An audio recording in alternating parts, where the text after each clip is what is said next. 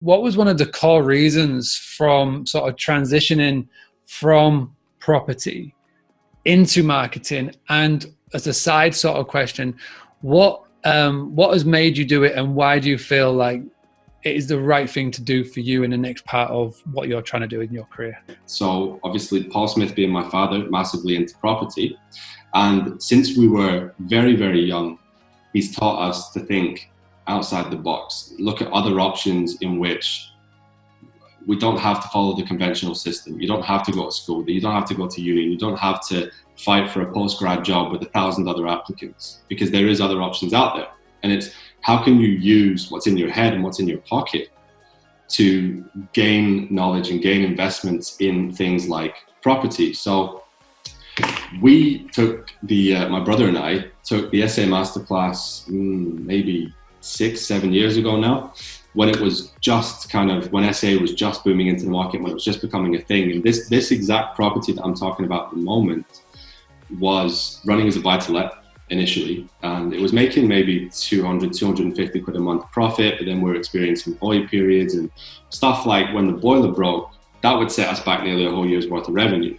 So when we went to the SA Masterclass, it was just completely mind-blowing, because then we could see where the real opportunity lay. And not necessarily realizing that we were in a goldmine area was something that was hard to come over. All right, welcome back to the Boost Hospitality Podcast. We are on season 6, episode 12. And this episode is one that I've been waiting to do for a long time. It's all about direct bookings, how you can increase your owner bookings where you don't have to rely on booking.com or Airbnb to fill your properties and get heads on beds. And as always, I've got somebody to help me record this episode. We've got a gent by the name of Ben Porter-Smith of BPS Digital. Ben, if you could just spend a couple of minutes, tell him a little bit more about you and a little bit more about your story and how you became a digital marketing expert at BPS. Thank you, Mark, for bringing me on. As Mark was saying, I've been especially excited for this episode. Well, because Mark and I both operate in very similar fields. We both know our stuff about marketing, but primarily when it comes to blending property with marketing and how we can eliminate the massive costs that you incur from booking.com and Airbnb and all of those unwanted fees that disrupt your business. We want to put more money into your pocket. So a little bit about me. I'm Ben, and I run a digital marketing agency called BPS Digital. Now, what BPS Digital was brought in to do is re-sculpt the way that a lot of people look at marketing. So I focus my efforts primarily on startup businesses or people with low amounts of capital and those who don't necessarily know how to get into the marketing world, because there's so many reasons that people don't, and there's so many reasons that people think that the marketing world is intimidating, or there's too much advice going on, or it's too expensive. And I know that. What was one of the core reasons from sort of transitioning from property into marketing? And as a side sort of question, what has made you do it, and why do you feel like it is the right thing to do for you in the next part of what you're trying to do in your career? So obviously Paul Smith being my father, massively into property. And since we were very, very young, he's taught us to think outside the box, look at other options in which we don't have to follow the conventional system. You don't have to go to school, you don't have to go to uni, you don't have to fight for a post-grad job with 1,000 other applicants, because there is other options out there. And it's how can you use what's in your head and what's in your pocket to gain knowledge and gain investments in things like property. So we took my brother and I took the SA Masterclass maybe 6-7 years ago now, when it was just when SA was just booming into the market, when it was just becoming a thing. And this exact property that I'm talking about at the moment was running as a buy-to-let initially, and it was making maybe 250 quid a month profit, but then we're experiencing void periods and stuff like when the boiler broke, that would set us back nearly a whole year's worth of revenue. So when we went to the SA Masterclass, it was just completely mind-blowing, because then we could see where the real opportunity lay. And not necessarily realizing that we were in a goldmine area was something that was hard to come over. You are obviously heavily in the property world, you're heavily in the marketing world, you're now sort of transitioned into where you've got clients and you've got obviously people that you advise on filling their properties. What is the one mistake, the main mistake that you see so many owners, rental owners make when it comes to marketing their properties? I would have to say really the salient point of that question is what is it that we're not doing that we should be doing? And I think it all stems from the misconception that you can take a property and you can put it on Airbnb and you can put it on booking.com and just wait for it to fill up. Now, that just isn't the case. There's so many reasons why it's not as straightforward as that. And that's the biggest thing that I teach. And the biggest thing that I share with all of my clients is that SA is a product just like anything else. So I like to use the analogy that if you took a pair of sneakers and you bung them up on your own website, you bung them up on Amazon or whatever, they're not just going to sell just because they're there physically. You have to think about what it is that you can do to market your product, just like Nike advertise their sneakers, just like Adidas advertise their new tracksuits. You have to make sure that your SA is getting the attention that it deserves. So the ways in which we can do that is obviously, there's quite a lot of components, but the biggest one I would say is professional imagery. No more iPhone photos. We don't like those because they're not good, they don't fit. It just makes the property look unprofessional. So we need professional images. And we really have to get into the why of why your SA is above its competitors, because just like every other product-based market, your SA has got its competitors. So what we have to do is analyze the service department and we figure out what makes it stand out from those that we're sitting right next to. Because when you're scrolling through Airbnb, when you're on booking.com, your competitors are literally sitting right there next to you. So we need to make our SA stand out, right? What are your favorite tools that you're using?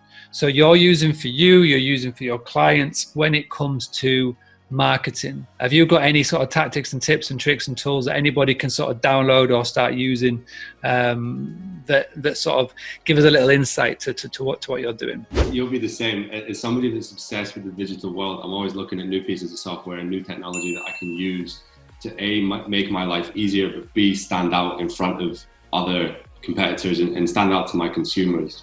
So the one thing that I am crazy about is CRM systems, so customer relationship management systems.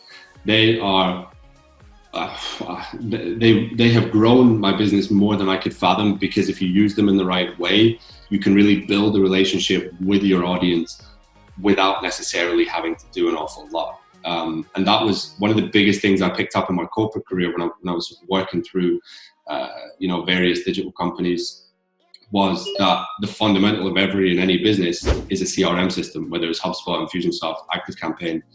That doesn't matter. And if you're not necessarily familiar with what it is that I'm talking about, I'd say the main thing behind the customer relationship management software system that it allows you to do is automate your process. So I use Toki as my channel manager, which is kind of like a CRM system.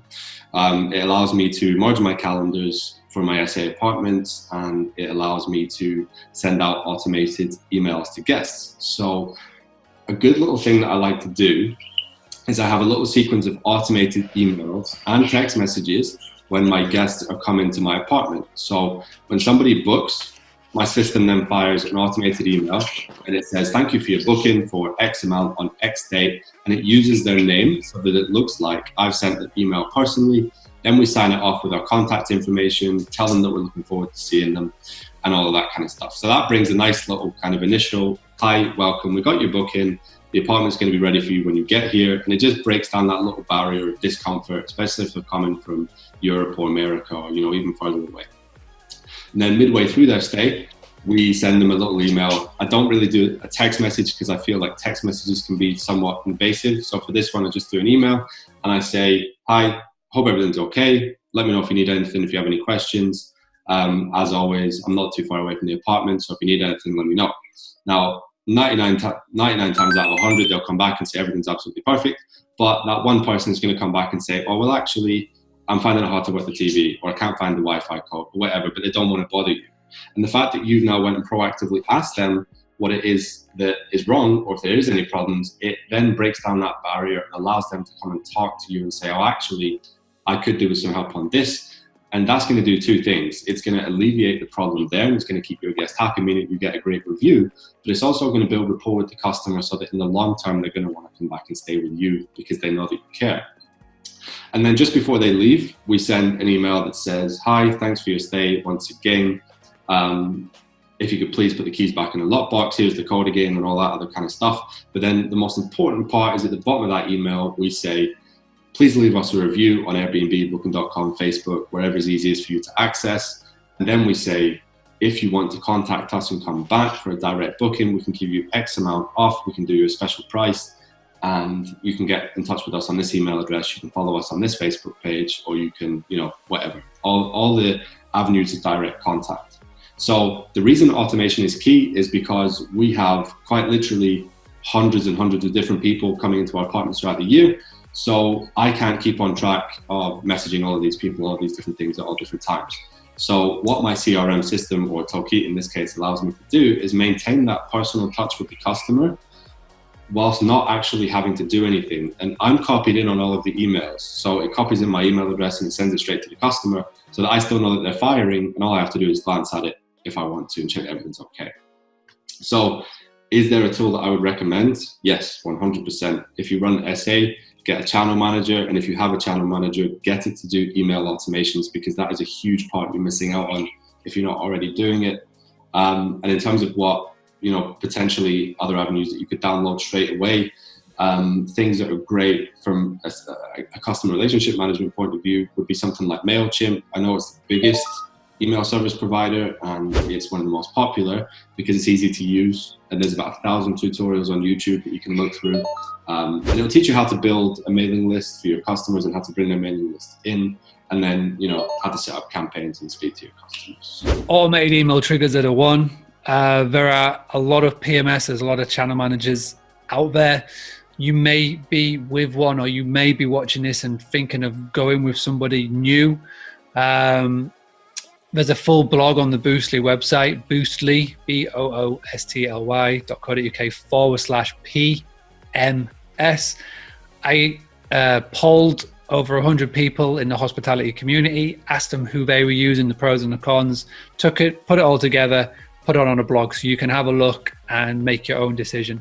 One of the key things, as Ben alluded to, was automated emails, email triggers. And I would probably say that out of all the big ones, like you mentioned Toolkit for service accommodation, but you've also got people like Bookalette, Super Control, Free to Book, Avivo. All the big guys now are getting email triggers, or they are getting email triggers. My advice would be to anybody who has got this feature and is not yet fully taken advantage of it, is to box off some time and get this set up. But don't just get this set up. Don't just have whatever there. When Ben was talking about copywriting, when Ben was talking about creating copy, he means this as well, because this is the most important thing. This is the message that you've been granted permission to go into their inbox. This is what they are going to read. And these are already somebody that have got over that know, like, and trust thing, because they've already given you money. They've already given you the booking. So this is a fantastic opportunity to not only do the guest experience, which is what Ben was talking about. And again, they don't know that you've automated this. So by doing that, great. But also use it pre-stay to maybe get an upsell. Maybe let them know something that they don't already know. I don't know if you've noticed this, Ben, but I've noticed that since the GDPR came in last year, like the new rules and the new changes, a lot of people are scared of doing email marketing. What are your thoughts on email marketing? Is it still effective post GDPR? And how are you showing people on how they can do this and how they can grow their email list and the importance of doing so? Always has been and still is the most effective marketing tool that any of us as marketers use, and any sort of small, medium or large business use. Because as Mark said, it's a personal touch. You've been given permission to go directly into their inbox. And I love that expression because it's so true. Because when you post on Facebook, when you post on your website, you're always talking to a mass consumer audience. So you're trying to put out a message generalized to what you think your audience might like. But when it comes to email marketing, you can pinpoint and segment your customers. So I know who to talk to, what to talk about, and when they're going to want me to talk about it.